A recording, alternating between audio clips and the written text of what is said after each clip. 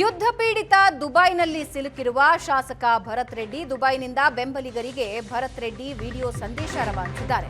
ನಾವು ಸುರಕ್ಷಿತವಾಗಿ ಇದ್ದೀವಿ ಅಂತ ವಿಡಿಯೋ ಹೇಳಿಕೆ ರಿಲೀಸ್ ಮಾಡಿದ್ದಾರೆ. ಭರತ್ ರೆಡ್ಡಿಗೆ ಫೋನ್ ಮಾಡಿ ಬೆಂಬಲಿಗರು ವಿಚಾರಿಸ್ತಾ ಇದ್ದಾರೆ.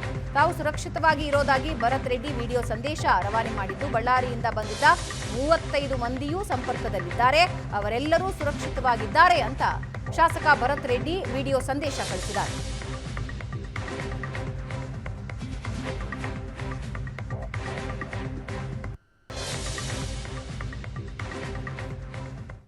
ಎರಡು ದಿನದಿಂದ ನನಗೆ ಸಾವಿರಾರು ಸಂಖ್ಯೆಯಲ್ಲಿ ನಮ್ಮ ಸ್ನೇಹಿತರು, ದೇಶಿಗಳು ಎಲ್ಲರೂ ಕರೆಯನ್ನು ಮಾಡಿ ಈ UAE ಕ್ರೈಸಿಸಲ್ಲಿ ತಾವು ಸಿಲುಕಿದಿರಂತೆ, ತಾವು ಯಾವ ರೀತಿಯಲ್ಲಿದ್ದೀರಿ, ತಾವು ಸುರಕ್ಷಿತವಾಗಿದ್ದೀರಾ ಅಂತೇಳಿ ತಮ್ಮ ಆತಂಕವನ್ನು ವ್ಯಕ್ತಪಡಿಸ್ಕೊಂಡ್ರು ನನ್ನ ಹತ್ರ. ನಾನು ಎಲ್ಲರಿಗೂ ಹೇಳಕ್ಕೆ ಇಚ್ಛೆ ಪಡ್ತೀನಿ, ಯಾರೂ ಆತಂಕಕ್ಕೊಳಗಾಗೋದು ಬೇಡ. ನಾನು ಸುರಕ್ಷಿತವಾಗಿದ್ದೀನಿ, ನಮ್ಮ ಕುಟುಂಬ ಸುರಕ್ಷಿತವಾಗಿದೆ. ಅದರ ಜೊತೆಗೆ ಬಳ್ಳಾರಿಯಿಂದ ಏನು 35 ಜನ ದುಬೈ ಪ್ರವಾಸಕ್ಕೆ ಬಂದಿದ್ರು ಅವರೆಲ್ಲರೂ ಸುರಕ್ಷಿತವಾಗಿದ್ದಾರೆ, ನಮ್ಮ ಕಾಂಟ್ಯಾಕ್ಟಲ್ಲಿದ್ದಾರೆ. ಅವ್ರಿಗೆಲ್ಲರಿಗೂ ನಿರಂತರವಾಗಿ ಕಾಂಟ್ಯಾಕ್ಟನ್ನು ಮಾಡಿಕೊಂಡು ಅವ್ರಿಗೇನೇನು ವ್ಯವಸ್ಥೆ ಕೊಡಬೇಕು ಎಲ್ಲವನ್ನು ಮಾಡಿದ್ದೀವಿ. ದುಬೈಯಲ್ಲಿ ನಮ್ಮ ಸ್ಟಾಫ್ ನಮ್ಮ ಆಫೀಸ್ ಸ್ಟಾಫ್ ಯಾರಿದ್ರು ಅವ್ರನ್ನೂ ಕಳಿಸ್ಕೊಟ್ಟು ಅವ್ರ ಹತ್ರ ಮಾತಾಡೋಕ್ಕೆ ಕಳಿಸ್ಕೊಟ್ಟಿದ್ದೀವಿ. ಅವ್ರಿಗೇನೇನು ವ್ಯವಸ್ಥೆ ಬೇಕೋ ಅವ್ರನ್ನೆಲ್ಲ ವ್ಯವಸ್ಥೆಯನ್ನು ಮಾಡೋಕ್ಕೆ ನಮ್ಮ ಸ್ಟಾಫನ್ನು ಕೂಡ ಕಳಿಸ್ಕೊಟ್ಟಿದ್ದೀವಿ.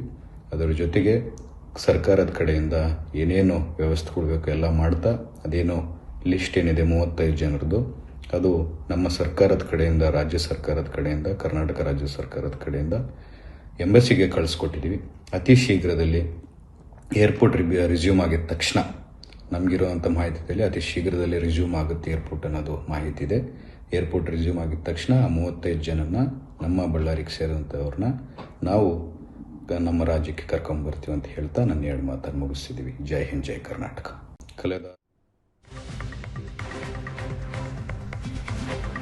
ಇರಾನ್ ಮೇಲೆ ಮುಂದುವರೆದಿದೆ ಅಮೆರಿಕ ಇಸ್ರೇಲ್ ಜಂಟಿ ಸಮರ. ಅಬುದಾಬಿಯಲ್ಲಿ ಸಿಲುಕಿರುವ ಕನ್ನಡಿಗ ಯೋಗೇಶ್ ಖಾತೆದಾರ ಯುನೈಟೆಡ್ ಅರಬ್ ಎಮಿರೇಟ್ಸ್ನಲ್ಲಿ ಕೆಲಸ ಮಾಡುತ್ತಿದ್ದಾರೆ. ಯೋಗೇಶ್ ಬೆಳಗಾವಿಯ ಸಂಕೇಶ್ವರದ ನಿವಾಸಿ.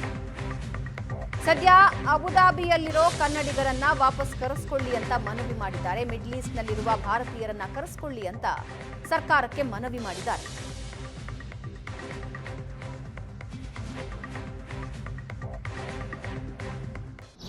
ನಾ ಅಬುದಾಬಿಯಿಂದ ಯೋಗೇಶ್ ಖಾದರ್ ಮಾತಾಡೋದ. ಎಲ್ಲರೂ ಎಂತದವರು ನಾ ಡೇಂಜರ್ ಝೋನ್ದಾಗಿದ್ದಾನ ಅಂತಂದ. ಖರೆ ಹಂಗೇನಿಲ್ಲ, ಡೇಂಜರ್ ಝೋನ್ದಾಗಿಲ್ಲ, ನಾ ಭಾಳ ಶೇಪ್ದಾಗಿದ್ದಾನು. ಯಾರು ಏನು ತಲೆ ಕೆಡ್ಸೋಕೆ ಹೋಗ್ಬೇಡ್ರಿ.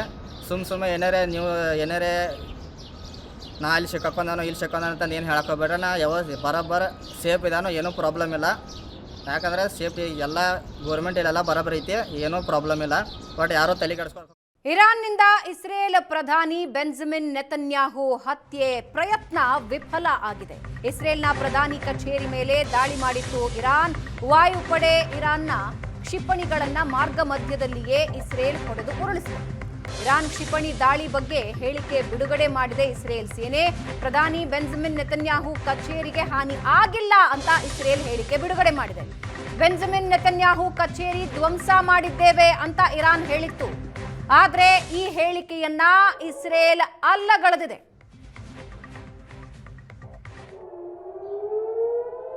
ಇಸ್ರೇಲ್ ಪ್ರಧಾನಿ ಬೆಂಜಮಿನ್ ನೆತನ್ಯಾಹು ಹತ್ಯೆ ಪ್ರಯತ್ನ ವಿಫಲವಾಗಿದ್ದು, ಇಸ್ರೇಲ್ನ ಪ್ರಧಾನಿ ಕಚೇರಿ ಮೇಲೆ ದಾಳಿ ಮಾಡಿತ್ತು ಇರಾನ್. ಜೊತೆಗೆ ಕಚೇರಿ ಧ್ವಂಸ ಮಾಡಿದ್ದೀವಿ ಅಂತ ಹೇಳಿಕೆ ಬಿಡುಗಡೆ ಮಾಡಿತ್ತು.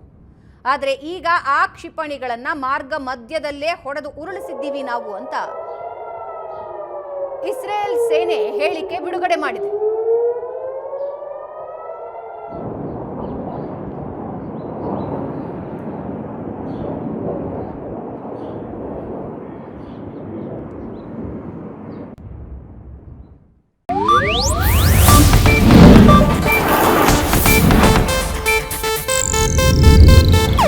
ಇದು ಏಷ್ಯಾನೆಟ್ ನ್ಯೂಸ್ ನೆಟ್ವರ್ಕ್ ಪ್ರಸ್ತುತಿ.